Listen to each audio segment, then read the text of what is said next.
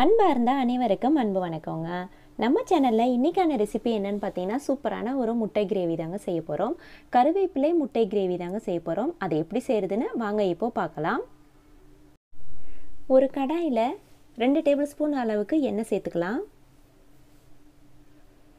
எண்ணெய் நல்லா காஞ்சி வந்ததும் இதில் 2 காஞ்ச மிளகாய், 1.5 டேபிள் ஸ்பூன் அளவுக்கு மல்லி,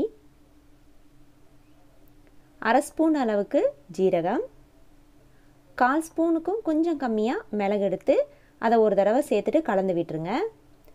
அது கூடவே ஒரு கைப்பிடி அளவுக்கு கறிவேப்பிலை சேர்த்துக்கலாங்க. கறிவேப்பிலை நம்ம ஃபஸ்ட்டே கழுவிட்டு அந்த தண்ணி இல்லாமல் ஈரப்பதமே இல்லாமல் நம்ம காய வச்சு எடுத்துகிட்டு தான் இதில் சேர்க்கணும். இந்த கறிவேப்பிலை பார்த்திங்கன்னா நல்லா வதங்கிருச்சுன்னா இது போல் நல்லா நொறுங்கி வருங்க. இந்த ஸ்டேஜில் அடுப்பை நம்ம ஆஃப் பண்ணிடணும். அதே நேரத்தில் கருவேப்பிலை சேர்த்து வதக்கும் போது அடுப்பு மிதமான சூட்லேயே வச்சு வதக்கி எடுத்துக்கிறணுங்க. இப்போ இது ரெடியாக இருக்குது. ஆறி வந்ததும் மிக்சி ஜாரில் சேர்த்து கொஞ்சமாக தண்ணி சேர்த்து நல்லா நைஸாக அரைச்சி எடுத்து வச்சுருங்க. அடுத்து ஒரு பாத்திரத்தில் 4 முட்டை சேர்த்துருக்கேன். அந்த முட்டைக்கு தேவையான உப்பு, அப்புறம் 1/4 டீஸ்பூன் அளவுக்கு மஞ்சள் தூள், 1/4 டீஸ்பூன் அளவுக்கு மிளகாய் தூள் இதில் சேர்த்து விட்டுட்டு இதை முட்டை அடிக்கிற விஸ்கு வச்சு இது நல்லா அடித்து விட்டுடலாங்க. இந்த விஸ்கு இல்லைன்னா நம்ம ஸ்பூனை வச்சு கூட நல்லாவே அடித்து விடலாம். கொஞ்ச நேரத்துலேயே பாருங்கள் நல்லாவே நுர கட்டி வந்துருச்சு பாருங்கள். இந்த மாதிரி செஞ்சு நம்ம முட்டை கிரேவியில் சேர்க்கும் போது இது நல்லாவே டேஸ்ட்டு கொடுக்குங்க. அதுக்காக தான் நான் இந்த விஸ்கு யூஸ் பண்ணியிருக்கேன். இப்போ நம்ம என்ன பண்ண போகிறோம்னா, நம்ம அந்த கலக்கி வச்சுருந்த அந்த முட்டையை ஒரு தோசை தவாவில் இதில் சேர்த்துடலாங்க. இப்போது மூடியே போட வேணாங்க. கொஞ்ச நேரத்துலேயே நமக்கு அந்த முட்டை ரெடி ஆயிரும். ஆம்லேட் மாதிரி தான் நம்ம இன்றைக்கி அதை நம்ம ரெடி பண்ணி நம்ம குழம்பு செய்ய போகிறோங்க. இப்போ இதை நம்ம திருப்பி போட்டுக்கலாம். இது போல் ஒரு தடவை நம்ம திருப்பி போட்டுக்கலாங்க. இப்போ நமக்கு ரெடியாக இருக்குது. அவ்வளோதான், சூப்பராகவே நமக்கு இந்த ஆம்லேட் ரெடியாக இருக்குது. இதை நமக்கு தேவையான பீசஸாக நம்ம கட் பண்ணி எடுத்து வச்சுக்கிறலாம். அடுத்து ஒரு கடாயில் தேவையான அளவு எண்ணெய் சேர்த்துட்டு சோம்பு மட்டும் சேர்த்துக்கலாங்க. அதை சேர்த்து விட்டுட்டு அது பொரிஞ்சு வந்ததும் இது கூடவே வெங்காயம் சேர்த்துருங்க. வெங்காயத்து கூடவே ஒரு 7-8 பல் வெள்ளை பூண்டு அதையும் தட்டிட்டு சேர்த்துருக்கேங்க. இப்போ இதை ஒரு தடவை நம்ம வதக்கி விட்டுடலாம். வெங்காயம் பொன்னிறமாக வதங்கி வரட்டும். வெங்காயம் கலர் சேஞ்ச் ஆன உடனே இதில் 2 பழுத்த தக்காளி அதை மிக்சி ஜாரில் சேர்த்துட்டு நல்லா அடிச்சுட்டு சேர்த்துருக்கேங்க. இப்போ இதை ஒரு தடவை நல்லா கலந்து விட்டுடலாம்.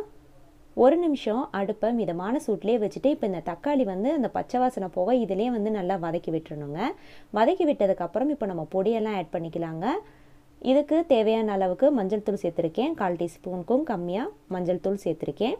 அப்புறம் நான் இப்போ சேர்த்துருக்கக்கூடிய மசாலா தூள் பார்த்திங்கன்னா 1/4 ஸ்பூன் அளவுக்கு குழம்பு மிளகாய் தூள் சேர்த்துருக்கேங்க. கறிவேப்பிலை பேஸ்ட் அரைக்கும் போது நம்ம 2 வரமிளகாய் சேர்த்துருக்கோம், அப்புறம் மிளகு சேர்த்துருக்கோங்க. அதனால் நீங்கள் மிளகாப்பொடி சேர்க்கும் போது உங்களுக்கு காரத்துக்கு தகுந்த மாதிரி சேர்த்து விட்டுட்டு இதை பச்சை வாசனை போக வதக்கி விட்டதுக்கப்புறம் நம்ம அந்த கருவேப்பிலை பேஸ்ட் அரைச்சிட்டு வந்தோம் இல்லையா, இப்போ அதை சேர்த்து விட்டுடலாம். இதை சேர்த்ததுக்கப்புறம் நமக்கு ரொம்ப நேரம் இது வதக்க வேண்டிய அவசியம் கிடையாதுங்க. நம்ம ஒன்ஸ் இது நம்ம கலந்து விட்டாலே போதும்.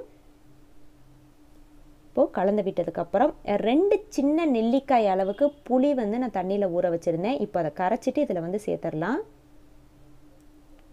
சேர்த்து விட்டதுக்கப்புறம் இப்போ இந்த புளி தண்ணி அந்த கருவேப்பிலை பேஸ்ட் இது எல்லாமே நல்லா ஒரு தடவை கொதிக்கட்டுங்க.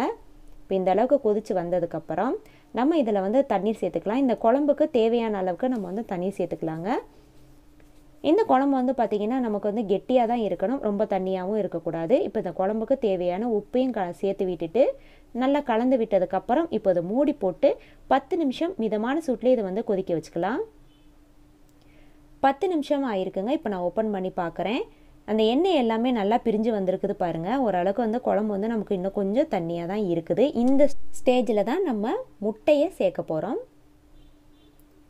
இப்போது ரெடி பண்ணி வச்சுருந்த அந்த முட்டை ஆம்லேட்டை இது போல் நான் பீசஸாக கட் பண்ணிவிட்டு நான் சேர்த்துருக்கேங்க. உங்களுக்கு எப்படி பீஸ் வேணுமோ நீங்கள் அதுக்கு தகுந்த மாதிரி நீங்கள் கட் பண்ணி சேர்த்துக்கலாம். இப்போ இதை சேர்த்து விட்டுட்டு இதை ஒரு தடவை நல்லா கலந்து விட்டுட்டு மறுபடியும் நம்ம மூடி போட்டு இதை வேக வைக்க போகிறோங்க. ரொம்ப வேணாங்க, ஒரு 1 நிமிஷம் மட்டும் ஒரு மிதமான சூட்டில் இது கொதிச்சாலே போதுங்க. அந்த கிரேவி எல்லாமே அந்த முட்டைக்குள்ளே சேர்றதுக்காகத்தான். இப்போ நமக்கு இந்த கிரேவி ரெடி ஆயிருச்சுங்க. கறிவேப்பிலை முட்டை ஆம்லேட் கிரேவிங்க. ரொம்பவே டேஸ்ட்டான கிரேவிங்க இது. கண்டிப்பாக நீங்கள் இதை ஒரு தடவை நீங்கள் வீட்டில் ட்ரை பண்ணி பாருங்கள். செய்கிறதும் வந்து நமக்கு ரொம்பவே ஈஸி தாங்க. கண்டிப்பாக நீங்கள் செஞ்சு பார்த்துட்டு எப்படி இருந்ததுன்னு கமெண்ட்ஸில் என் கூட ஷேர் பண்ணிக்கோங்க. இந்த கிரேவி வந்து பார்த்தீங்கன்னா ஒயிட் ரைஸுக்கு அப்புறம் சப்பாத்தி இது ரெண்டுக்குமே செம்மையாக இருக்குங்க. கண்டிப்பாக நீங்கள் ட்ரை பண்ணி பார்த்துட்டு எப்படி இருந்ததுன்னு சொல்லுங்கள்.